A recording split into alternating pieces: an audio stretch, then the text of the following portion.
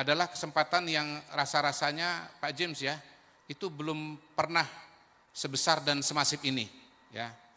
Karena itulah kemudian tentunya harus dimanfaatkan dengan semaksimal mungkin. Presiden Prabowo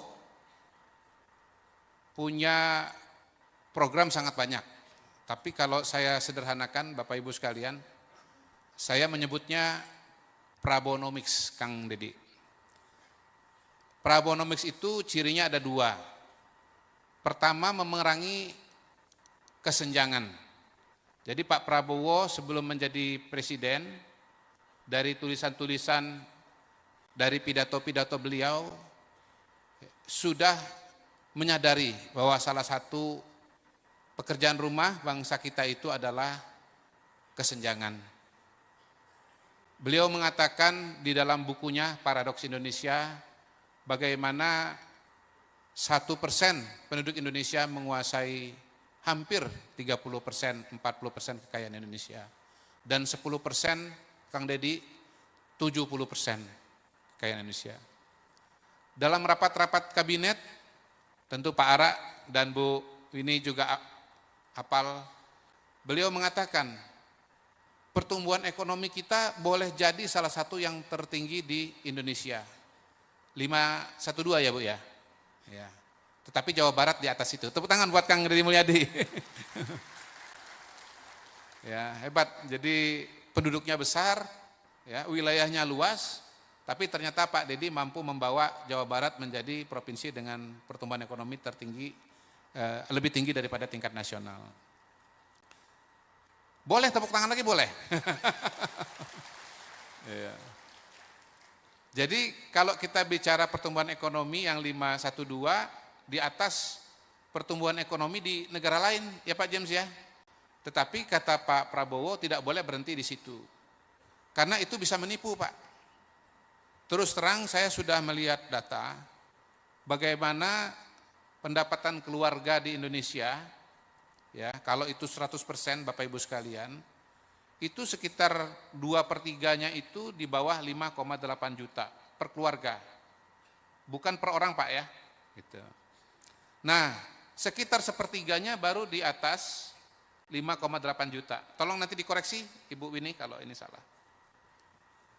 Dan hanya ada 1% keluarga yang pendapatannya itu di atas 27,5 juta per bulan. Jadi kita bisa lihat bahwa struktur masyarakat ekonomi kita, Pak Deddy, memang sangat membutuhkan satu, pertumbuhan ekonomi. Yang kedua, membutuhkan program-program yang mampu membantu mereka yang pendapatan ini masih menengah ke bawah untuk bisa mendapatkan akses kepada kebutuhan pokok. Tentu saja salah satunya adalah perumahan. Begitu. Nah tadi saya keliling, ikut Pak Menteri PKP, ya keliling, ada brosur-brosur saya lihat. Di situ ditawarkan perumahan subsidi. DP-nya berapa, Bu, Pak? 1 juta, betul ya tadi ya? Ada 1 juta. Cicilannya berapa Pak Heru? 1,1. Jadi perumahan subsidi ini sangat diperlukan, mengingat tadi yang saya sampaikan, bahwa struktur masyarakat Indonesia kebanyakan itu masih di bawah 5,8%. 5,8 juta. Bahkan angka tengahnya Bapak Ibu sekalian itu bisa di sekitar 3-4 juta. Itu Pak Ara. Jadi yang dikerjakan oleh Pak Ara, dikerjakan oleh KDM, dikerjakan oleh Pak Bupati, Wali Kota, ya. Ini sesungguhnya memang sesuai dengan kondisi masyarakat kita. Ya. Tentu pemerintah tidak akan berhenti dengan kondisi yang ada, ingin lagi ditingkatkan. Ya, makanya Menteri Keuangan yang baru, ya, koboi kita Pak Purbaya, ya. Beliau mengatakan bahwa terlalu lama ekonomi Indonesia itu nginjak rem. Ya. Disiplin fiskal bagus, ya. Ngeluarin duit hati-hati bagus, nyimpan uang di Bank Indonesia bagus, tetapi sebetulnya kalau kelamaan diinjak rem, mobilnya nggak gerak. Karena itu pada hari ini Pak Purbaya ya mencoba dengan pendekatan baru, pendekatannya injak gas. Injak gas. Pasar ekonomi harus diguyur dengan uang. Ada simpanan uang di Bank Indonesia berapa? 500 miliar, 400 miliar ya Pak ya. Triliun ya. Ya. Oh, berarti nggak ngantuk ini. 400-500 triliun diambil 200 triliun ya. Ditaruh di bank. Supaya apa? Supaya bank punya likuiditas. Ya. Nah, Pak Ara sebelum ada Menteri Purbaya mindahin duit 200 triliun itu sudah duluan Pak. Beliau ngambil uang dari BI lewat program Giro Wajib Minimum. Tadinya berapa Mas? Dari 5% menjadi 4%, dapat sekitar 150 triliun ya Mas ya. Ya. Jadi sebetulnya saya mau mengatakan Pak Purbaya memang pinter, tetapi sebetulnya Pak Purbaya keduluan oleh Pak Ara. Karena Pak Ara sudah ngambil duluan program seperti itu. Iya. Nah, kalau Pak Purbaya kan mindahin uang 200 triliun ini untuk berbagai macam program, menggerakkan ekonomi, kredit usaha dan yang lain-lain. Kalau Pak Ara khusus memindahkan 150 triliun untuk perumahan. Ya. Supaya apa? Supaya nanti masyarakat bisa mendapatkan dalam tanda kutip dana murah. Disebut dana murah kenapa? Karena bunganya lebih rendah dibandingkan dengan bunga komersil ya Pak James ya.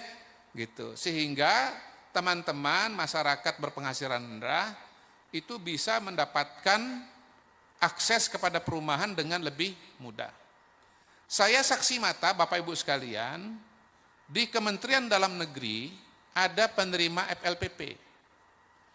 Diwawancara oleh Pak Ara, ditanya oleh Pak Ara, sebelum punya FLPP tinggal di mana? Katanya kos. Berapa bayarnya satu bulan? 2 juta rupiah. Sekarang tinggal di mana? Rumah FLPP. Berapa cicilannya satu bulan? 1,7 juta rupiah. Jadi ternyata di zaman Pak Prabowo ya beli rumah lebih mudah daripada bayar sewa. Saya terkejut terus terang Pak James. Saya terkejut ya bahwa kalau dulu itu ada mitos beli rumah lebih mahal daripada sewa, ternyata realitanya sekarang ini adalah beli rumah lebih mudah daripada sewa. Ini adalah terobosan. Ini adalah program yang dikerjakan oleh Pak Ara sebagai menterinya Pak Prabowo. Tugasnya apa? Menyediakan perumahan bagi masyarakat. Mengurangi backlog. Backlog itu apa ya bahasa Indonesianya ya? Atau bahasa Sundanya apa Pak kira-kira Pak? Hah? Ngadek. Ngadek. Ngadek-dek. Mandek. Oh mandek. Mandek ya. Ada yang mandek dari kepemilikan, ada yang mandek dari kualitas. Mandek dari pemilikan itu artinya apa? Belum punya rumah. Udah menikah. Udah punya anak. Tapi belum punya rumah. Entah sewa, entah di rumah mertua indah. Perumahan mertua indah ya.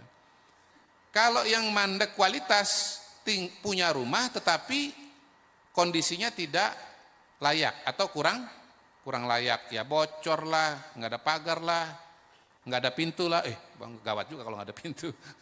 Itu. Nah itu semua dikerjakan oleh Pak Prabowo lewat Pak Ara.